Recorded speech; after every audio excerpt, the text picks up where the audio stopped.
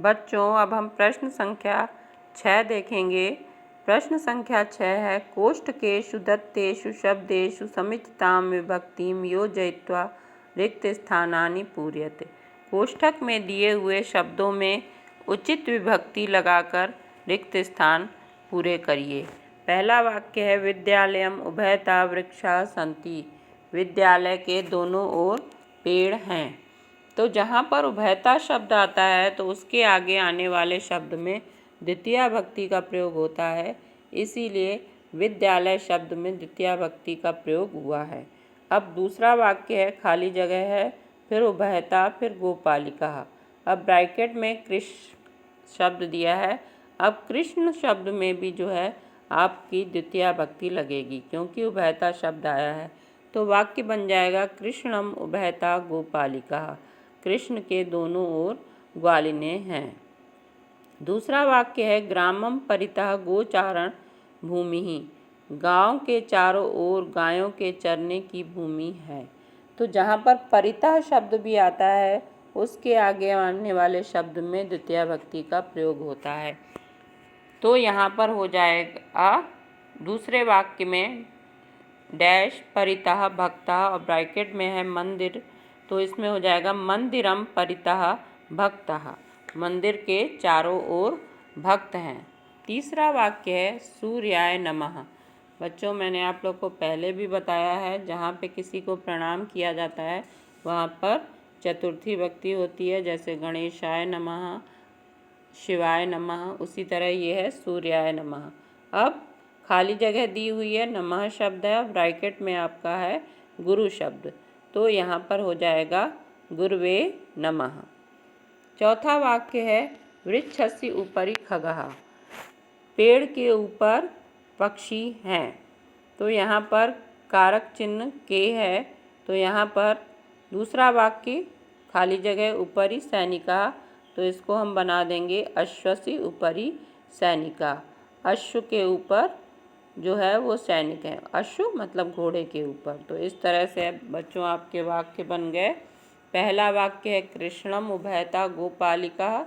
दूसरा वाक्य है, मंदिरम परितः भक्तः। तीसरा वाक्य है, गुरुवे नमः। और चौथा वाक्य है, अश्वसी उपरि खगा। अब बच्चों हम प्रश्न संख्या 7 देख लेते हैं। प्रश्न संख्या 7 है, कोष्ठकात् समुचितं पदं चित्वा रिक्त स्थानानि पूरयति।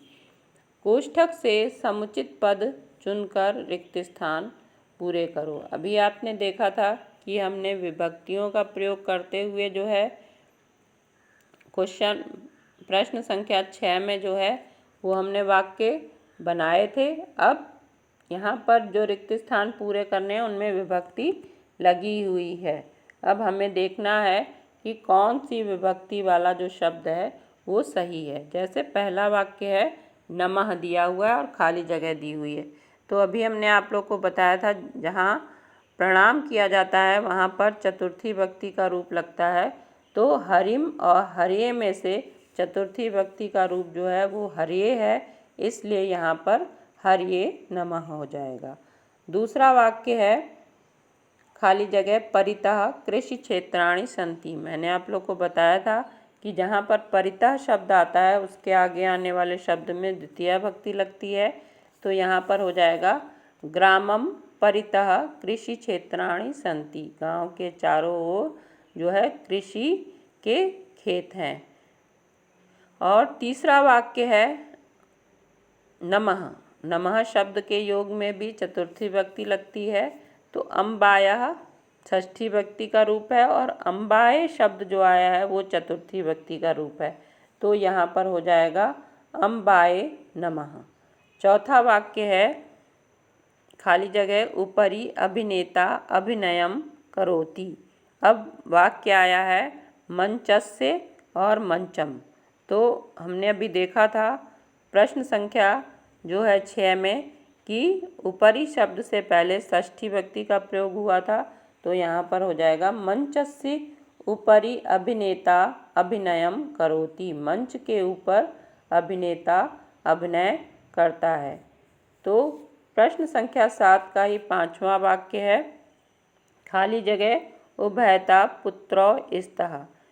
तो उभयता शब्द के योग में भी द्वितीया भक्ति का प्रयोग होता है, तो यहाँ पर हो जाएगा पितरम उभयता पुत्रो स्तः। पिता के दोनों ओर पुत्र हैं, तो उभयता शब्द के योग में द्वितीया भक्ति लगती है। तो इस तरह से बच्चों ये वाक्य बन जाएंगे। हरिये नमः ग्रामं परितः कृषि क्षेत्राणि सन्ति, अम्बाये नमः मंचस्य उपरि अभिनेता अभिनयं करोति। और वाक्य है पितरम उभयता पुत्रो स्तः। बच्चों अब इस पाठ के अभ्यास कार्य आपको समझ में आ गए होंगे। यदि इसके बाद भी कोई समस्या आती है तो आप मुझसे पूछ सकते हैं। धन्यवाद बच्चों।